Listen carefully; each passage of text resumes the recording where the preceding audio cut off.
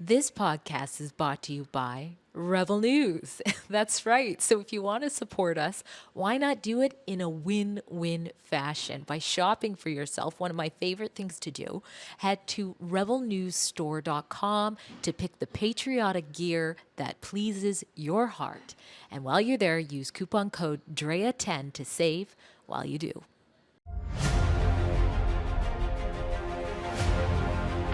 You're listening to a Rebel News podcast.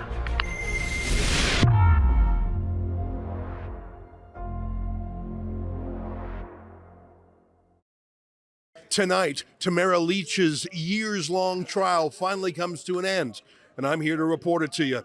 It's April 3rd, and this is the Ezra Levant Show. Shame on you, you censorious thug!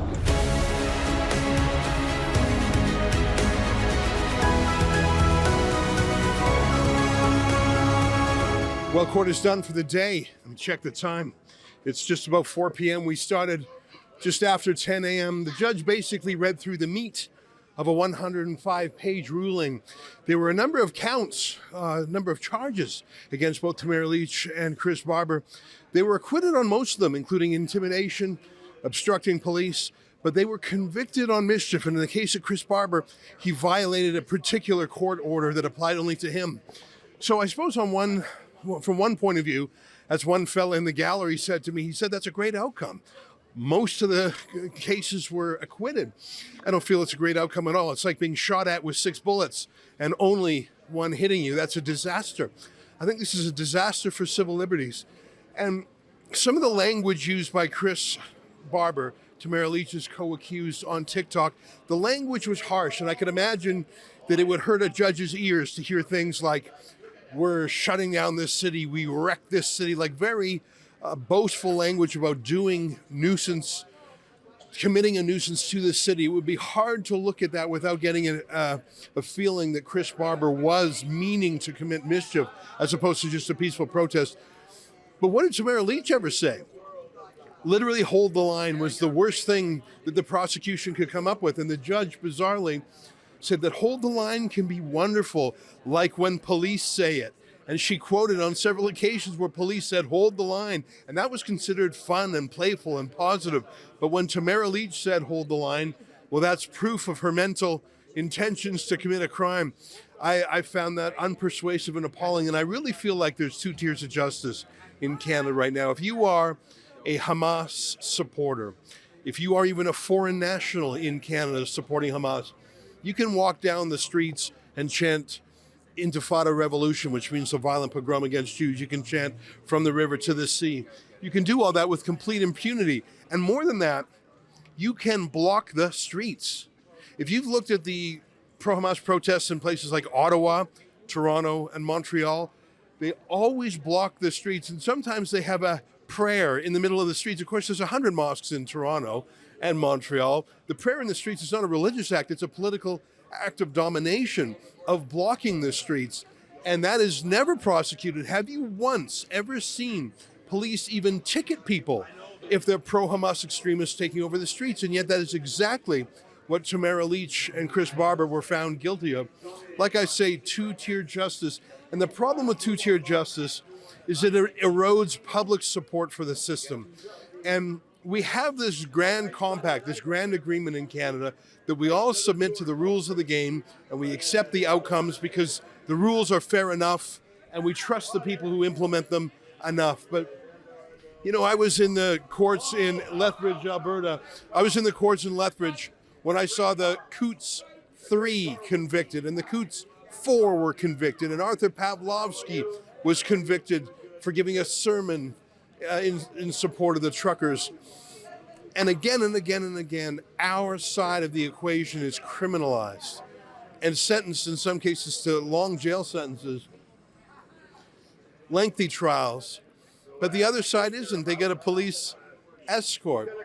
If Tamara Lich, the gentlest grandma you'll ever meet, who the judge read some of her comments full of love and spirituality, if that is a crime, then it's like Levant of the NKVD said, show me the man and I'll find you a crime. If you can hang a crime around Tamara Lich's neck, you can hang that crime around anybody. And I am demoralized by it. But you know what? I'm built for fighting. It's called Rebel News. It's not called establishment news. We get back up. And I think I told you I spoke to Tamara yesterday and today over lunch. I briefly spoke to the lawyer, Lawrence Greenspan, and we agreed that we would crowdfund the costs of her appeal.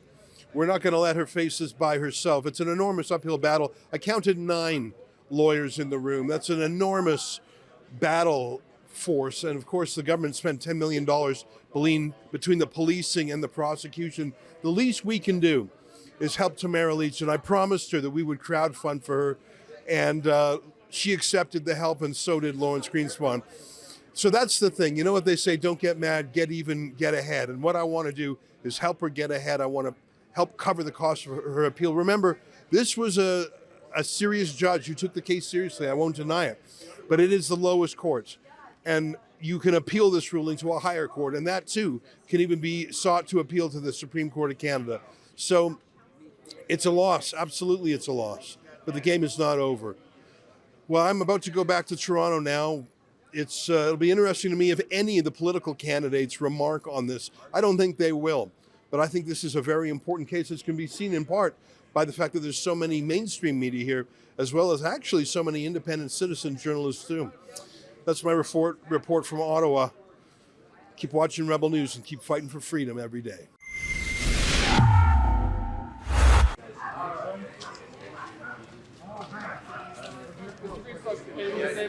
It's going to be very brief. Yes.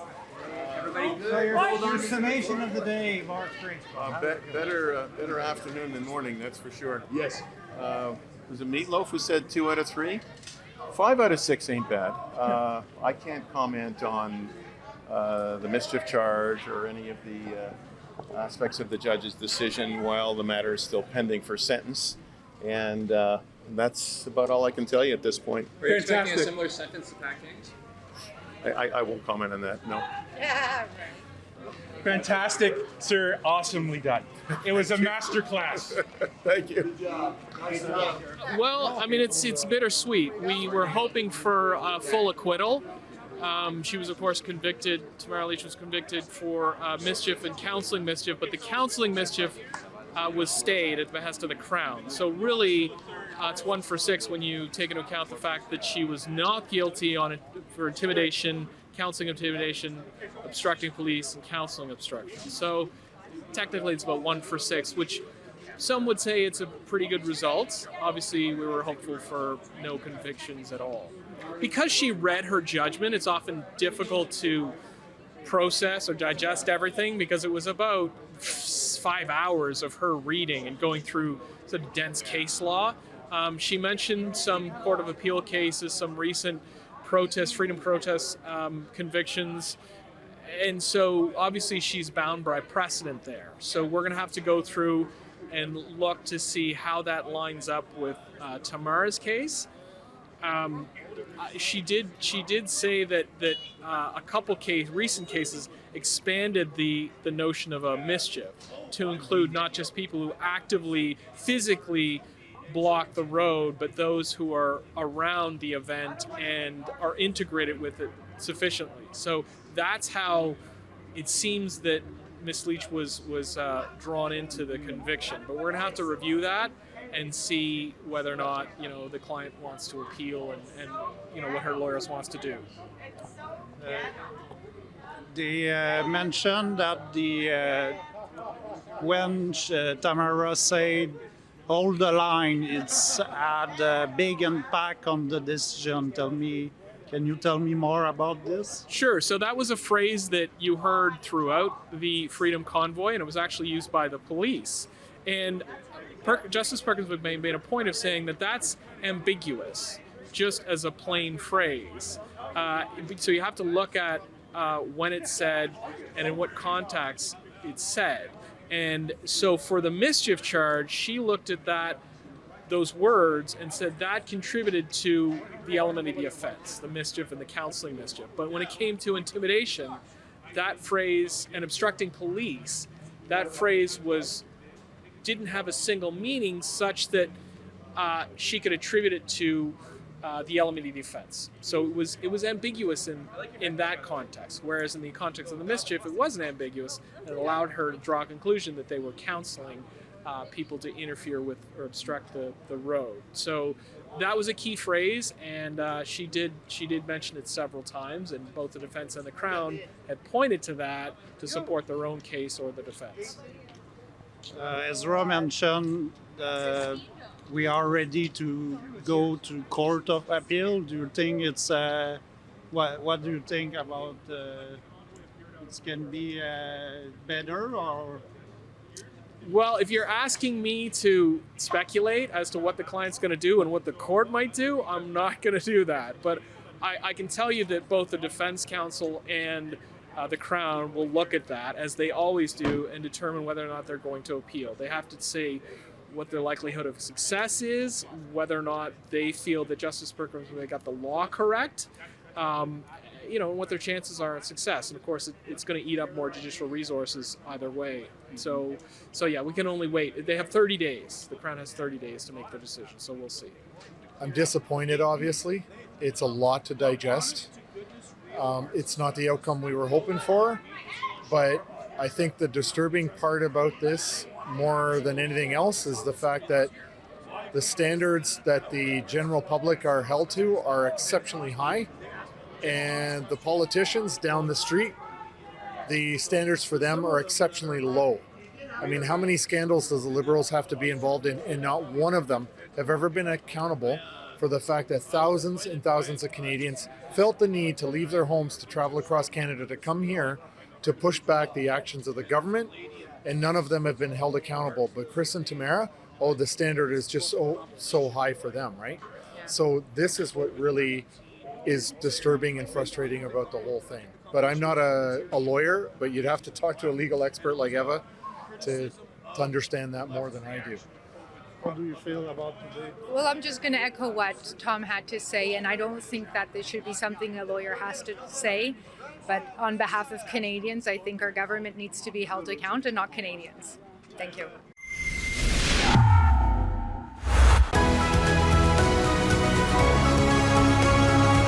Hey, it's April the 1st, otherwise known as April Fool's Day, and bizarrely, Canada's government chooses this day every year not only to raise our taxes, but to raise their own parliamentary paycheck. It's like they're making a fool of us. It's like they know what they're doing is a joke, but they're doing it anyways. I find the date astonishing, and I refuse to believe it's a coincidence. But it's a happy coincidence that our friend Franco Terrazzano of the Canadian Taxpayers Federation is making today the day he tells us about the details of his new book, a book called Axing the Tax, the rise and fall of Canada's carbon tax.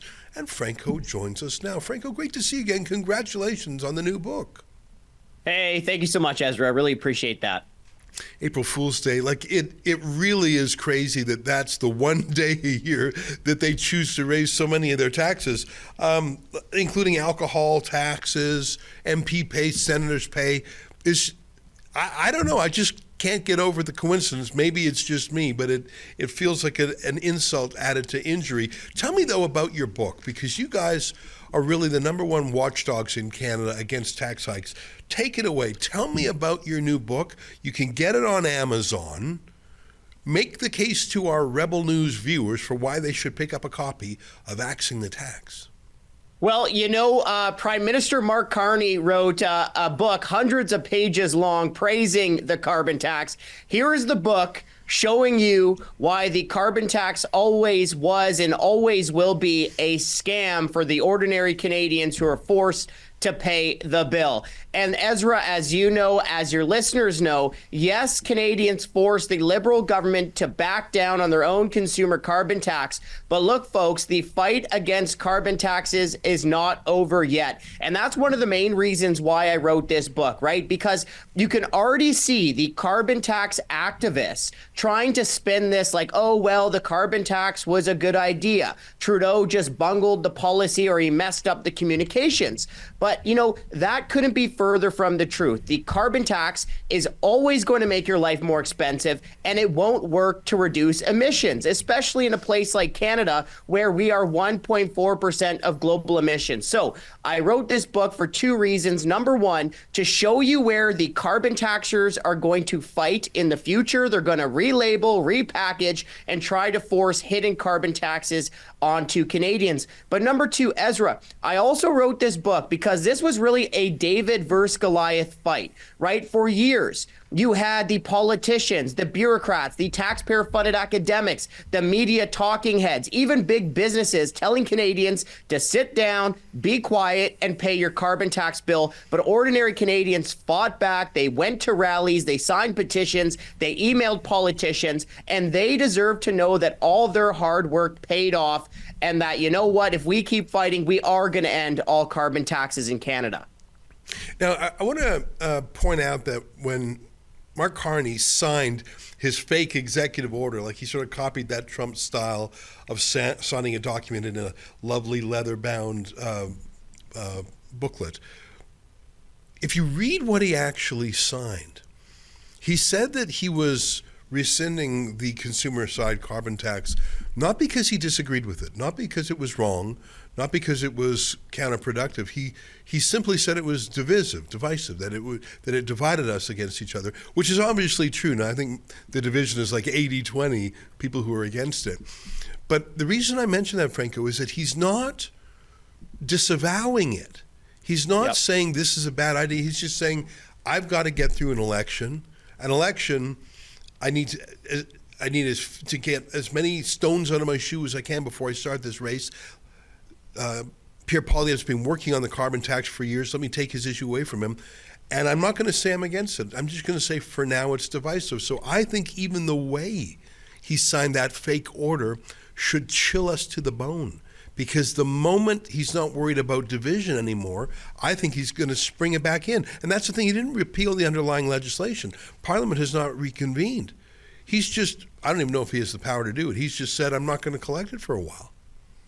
Well, Ezra, you're very right to pick up on that and to keep an eye on it, right? So, first of all, up until 6 minutes ago, the Liberal government was bragging about the carbon tax, right? They're telling you if you care about the environment, you got to pay the carbon tax. The carbon tax will make you richer somehow. So all but 6 minutes ago, those same politicians were praising the carbon tax. And Ezra, you are very right in your analysis, right? So what Carney did is he set the consumer carbon tax rates to 0.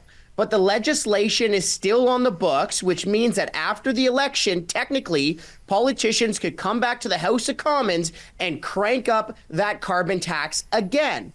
And remember, folks, Carney, he's not scrapping carbon taxes. He made it very clear during his Liberal leadership campaign that he wants to change the carbon tax, right? Relabel, repackage, hide the carbon tax. So what Carney wants to do is he wants to hammer Canadian businesses with huge hidden carbon taxes, and he hopes you won't notice when they pass those costs on to you through higher prices. And again, in this book, Axing the Tax, The Rise and Fall of Canada's Carbon Tax, why I think your readers will like it so much, it's not just about the history of the carbon tax or the politics of the carbon tax, but it shows your viewers what they need to look out for as politicians try to relabel and hide carbon taxes, as academics try to do the same thing, but also as international organizations try to force carbon taxes on the global citizenry, okay? All of that is in this book.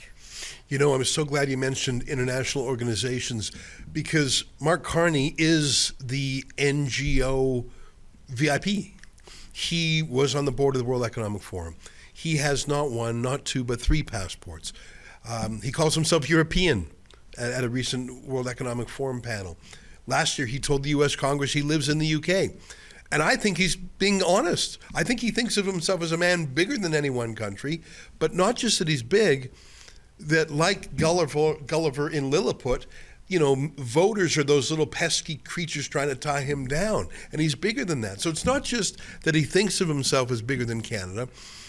It's that he doesn't believe in the little people, the peasants, being able to steer, like he would rather listen to policy wonks at the World Economic Forum in Davos than to listen to what Joe Average has to say on the factory floor in any given town in Canada. I think there's, I'm not going to call it snobbery, but it's sort of a vision of the elite governing sort of like a council of high priests versus the populist conservative referendum style of government that is popular, let's say, in Alberta. Well, I'm a couple things let me touch on, okay? Because, there's other media organizations, these big, important people in the media who actually let the cat out of the bag, so to speak, okay? And we reference this right in the book where they say, well, maybe it is time to go to a hidden carbon tax because then at least the rubes won't be all up and frustrated about the carbon tax that they can see directly on their home heating bill, right? So, look, they aren't for ending carbon taxes. They just don't want you to know that you're paying carbon taxes, right, folks? And it's not just politicians or media in Canada. It's also the international media league. You have organizations like the WEF, the United Nations, the IMF, pushing for these types of global carbon taxes. And I think there's a lot of ammunition in this book to help you do two things. Number one, fight back against any claim that the problem with the carbon tax was Trudeau. That is false. The problem with the carbon tax is the carbon tax. It makes the necessities of life more expensive, and it doesn't do anything to reduce global emissions. It just makes Canadians' lives more expensive. But number two, it allows you to see where the next fight is going to be and how to be prepared for it. We're talking about axing the tax. The new books by Franco Terrazzano of the Canadian Taxpayers Federation. Now, you mentioned reducing emissions, and earlier I think you said combating climate change, or you might have said something to that effect. And that's really the big rationale for the carbon tax, is it's designed to modify your behavior to get you use less energy and reduce carbon emissions. So turn down your thermostat in the winter, drive less, have a smaller house, a lower carbon footprint. They're even trying to get cows to fart less because there's methane in there. But that's all based on the theory that if we reduce man-made carbon emissions, that's going to change the temperature of the world. Like, that's why they're doing it. So when they say get your emissions down, that's not actually the goal. That's the secondary thing. The primary goal is reduce the world's temperature. But none of these taxes do that. In fact, if you listen to the United Nations, if every single human in the world stopped emitting all carbon, if we just shut down and went back to a Stone Age economy, even that would not cause the Earth to cool. Because for more than 10,000 years, the Earth has slowly been emerging from the last ice age. And that's why I think the left uses words like combating climate change or climate action. They don't talk about an actual result. They just want to see the busy work that justifies their tax. What do you make of that? Like, that's a first principles attack, saying, what are we even doing this for? You're saying we're doing this to cool the Earth, but it will not even do that if even we all did it. Well, Ezra, there's actually another reason. And look, if these big-brained economists were honest with you, they would agree. They would agree, or at least have to acknowledge this basic principle, and it's called inelastic demand. Okay, essentially, what that means is that you can't tax away people's necessities. Okay, so when you tax their ability to get to work, when you tax their ability to heat their homes, when you tax their ability to afford groceries, you're not reducing emissions, you're reducing the amount of money that people have in their budgets, okay? And look, even if you just take them at their claims, right? The BC government, they brought in the first economy-wide carbon tax all the way back in 2008. They said, look, we're going to reduce emissions big time. In fact, they brought in legislation that the carbon tax would reduce emissions by a third by 2020. Yet the BC government's own data shows that emissions have gone up. So even if you take them at their words, it's very clear that the carbon tax it makes people's lives more expensive, and it doesn't work. But Ezra, let me just flip to one other element here, because we all know of the consumer carbon tax. Now the issues around this hidden carbon tax on businesses, the industrial carbon tax, is coming to light. But there's many of these environmental policies and regulations that also use carbon taxes, okay? The oil and gas cap, right? The production cap on the oil and gas sector, that uses the tool of a carbon tax. You've probably heard of the clean fuel regulations, the so-called clean fuel regulations, Trudeau's term, that uses the carbon tax as its main tool. So not only is it important to push back against the consumer carbon tax, the one we all know about, but there's many of these different hidden carbon taxes and all these different environment or energy regulations that governments are forcing on the people. I was thinking about the United Kingdom because I saw a crazy headline. Did you know that there's only one last steel mill in the United Kingdom? It's owned by British Steel, but British Steel isn't even British anymore. It's owned by a Chinese company. It's the last blast furnace in the UK that can create what they call virgin steel. There's a few others that sort of melt down scrap and reform things, but it's the because to make steel from scratch, you need a heat so hot only a coal-fired steam mill will work. That you can't do it through electricity. And now, because of their obsession with what they call net zero over there, the last steel mill in the UK may be shut down. Not that it's inefficient, not that it would fail on its own, but because they just can't make a steel mill without coal. And it's sort of crazy to me, Franco, that the birthplace of the Industrial Revolution is also the gravesite of the Industrial Revolution. Are you worried that this carbon tax could do the same to our steel industry? And the aluminum industry needs an enormous amount of energy also. Are you worried about the last of the hearty manufacturing in this country moving probably to the United States where they have cheaper power? Well, of course, I'm worried about the carbon taxes driving away jobs in manufacturing in Canada.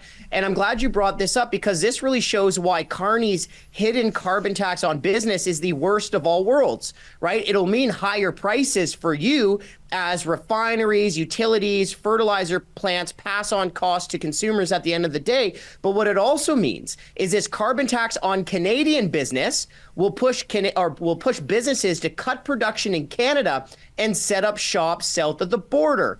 Why is that? Well, number one, it doesn't matter who occupies the White House, whether it's a Democrat administration or a Republican one, they're not imposing national carbon taxes in the United States. So like we've heard Trump say many times, right? Let's get manufacturing into the United States, more American jobs, more investment in the US. Well, guess what? Carney's carbon tax on Canadian businesses are going to help Trump do just that, right? It punishes Canadian businesses, and of course, it'll lead to fewer production in Canada, more production in the United States, and that means less job opportunities for Canadians right here at home. The man is Franco Terrazzano. The book is called Axing the Tax, The Rise and Fall of Canada's Carbon Tax. I wish you good luck. I am very worried. As it stands right now, I feel like the carbon tax net zero man himself might win. I'm talking about Mark Carney. I mean, he literally was the co-chair of a global net zero alliance. I think your book is more urgent than ever, and I'd like to encourage our viewers to find it at Amazon.ca. Anywhere else that they can get it? Can they get it at the Taxpayers Federation website too? No, the best place to pick up this book, folks, Axing the Tax, The Rise and Fall of Canada's Carbon Tax, is at Amazon.ca. You can order it, buy it right now. Well, we absolutely must. Franco, great to spend some time with you. Thanks very much. Hey, I really appreciate this, Ezra. Thank you. All right, there he is, the man who is fighting with his team. And what I like about them is they don't take any money from the government. That's the only reason you can trust them.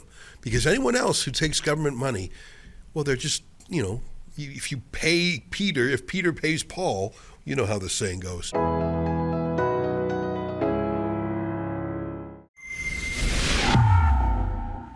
Ezra Levant reporting for Rebel News. I'm standing outside the Ottawa courthouse. I'm surprised. For months, I had thought that Tamara Lich would be acquitted. She, of course, was the spiritual leader of the trucker convoy in January and February of 2022 that so gripped the nation because how unique it was. A peaceful protest by ordinary working class Canadians. It wasn't supported by any political party or any lobby group. It wasn't funded by anyone. In fact, its crowdfunding was shut down twice. It was ordinary Canadians who said enough of the pandemic lockdowns, enough of the bullying people who didn't want to be jabbed, enough of the no-fly list, enough of the curfew, enough. And it caught not only the attention of Canadians, but around the world. For one beautiful moment, the entire world looked at Canada and thought they are an inspiration for freedom. And I can tell you, in my travels around the world, everyone refers to the trucker convoy to this day. And one of the reasons it was so peaceful is because of Tamara Lich. She's not a trucker herself, but she joined the truckers and she was in charge of logistics and she helped with crowdfunding. But mainly she would make these beautiful statements in writing, in video, telling people to keep their hopes up and their spirits up and insisting that they stay peaceful. And you know what? They did. She was part of the Freedom Convoy Corporation. They actually incorporated a company, I'm not sure why, but they dealt directly with the police and the city of Ottawa on a daily basis. And what I mean by that is they would help move trucks around, move them out of residential areas and into business areas where they wouldn't upset people who were living. There are a lot of people who live in apartments in downtown Ottawa, typically bureaucrats who work in the civil service.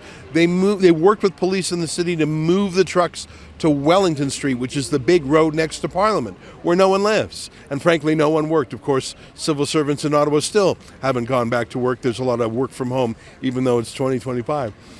But my point is that they had a daily collaboration with the police, not daily, hourly. And they, in fact, when truckers came into Ottawa, they were given directions by the Ottawa police of where to go, what streets to go to and which streets not. There was a honking issue, but there was a civil injunction issued by another judge and it was obeyed immediately. It was not an illegal movement. From time to time you hear critics saying the illegal trucker convoy. It was never deemed illegal in any legal manner other than by, politicians. It wasn't a riot.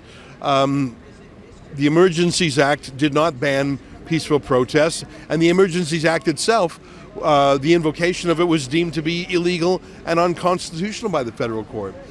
So supporting people whose really only offense was parking infractions, keeping it that peaceful was an astonishing achievement. And I saw the nearly 50-day trial. I'm not going to call it a sham trial, but I suppose it was, because Tamara Lich never took the stand. You might recall that in criminal law, the burden is with the prosecution.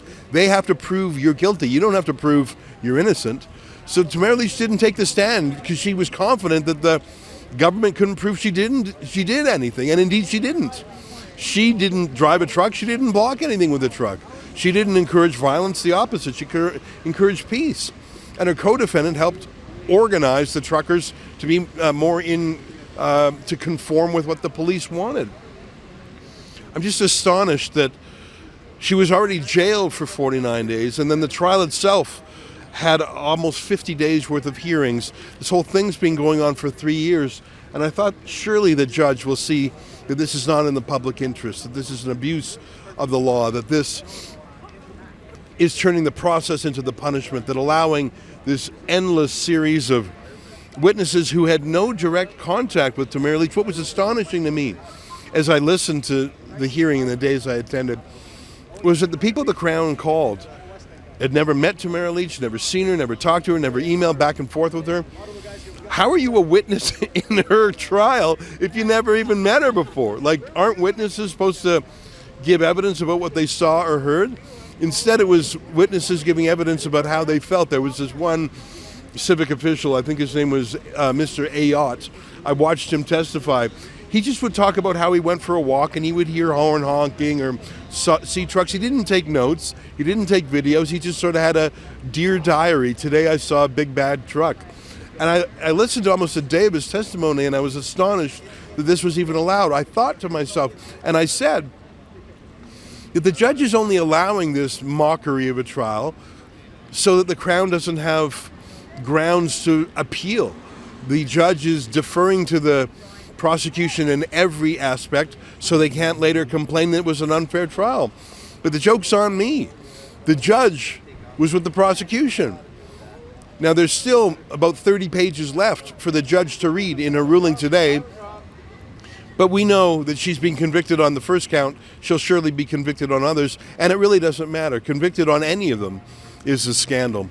Now, last night I talked to Tamara Lich about the possibility that she would be convicted, and she agreed to accept the help from the Democracy Fund to help crowdfund her legal defense. As you may know, our partners at the Democracy Fund, who have been defending Tamara Lich at great expense. I mean, it's an enormous trial. There's Edward Greenspan, the top lawyer in Ottawa, and 2 deputy lawyers. So there was 3 lawyers the Democracy Fund was paying for. And by the way, there were 9 lawyers in the court. It's been an astonishing waste of resources. But look what the government can say. They can say Tamara Lich is a criminal. I know in my bones that's not true. And I found the explanations of the judge astonishing, frankly. I just can't get over that one thing the judge said. Because Tamara Lich was helping de-escalate the situation, that's what the judge said. Because Tamara Lich was helping to put in a better plan for truckers that didn't interfere so much with people, because she was helping de-escalate, said the judge, that proved that she knew there was a crime afoot. That proved she knew there was mischief afoot. So even though she was helping to lower the temperature, even though she was helping to fix the problem, well, that just shows she knew there was a problem, and thus she should be convicted of mischief. I am frankly astonished, and I want to be really honest with you. I spend a lot of time in the courts, both as a journalist reporting on what I see, and actually as someone in courtroom battles. As you know, Rebel News goes to court quite often to fight for freedoms, and sometimes we're sued ourselves. This has put a real dent in my belief of the administration of justice is fair and balanced in this country. I now feel, and I have to be honest with you, I feel like there are 2 tiers of justice in this country. I feel like if you're an actual criminal, say in my city of Toronto, the police, their response to home invasion robberies is literally to tell citizens, leave your keys near the front door so the home invasion robbers can find them more easily and don't ransack your house. That's literally the advice that the Toronto Police Service gives to homeowners in that city for violent criminals. I mentioned already, if you're a foreign national promoting Hamas riots, the police will actually give you an escort. But if you're a peaceful Métis grandma from Alberta who says hold the line, police and the courts will interpret that as a call to violence or a call to law breaking at least, and you'll be convicted of mischief. I'm astonished today, and I'm worried. I'm worried about Canada's future as a place for free speech for certain people. It'll remain a free place for criminals and for foreign nationals coming here as part of the anti-Semitic crime wave. I don't know, I'm disappointed. But I do know this, we're going to keep fighting. Where there's life, there's hope. If you want to help me crowdfund the appeal of her conviction to try and get acquittal in an appeal court, help us out at helptamara.com. As you know, all the money goes to the Democracy Fund. You'll get a charitable tax receipt. That said, it's always an uphill battle to appeal a court ruling, and this is a ruling of over 100 pages long. It's quite likely that the judge has written it in sort of a legally bulletproof way.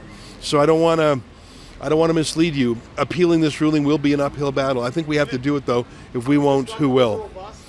For Rebel News at the Ottawa Courthouse, I'm Ezra Levant with some bad news.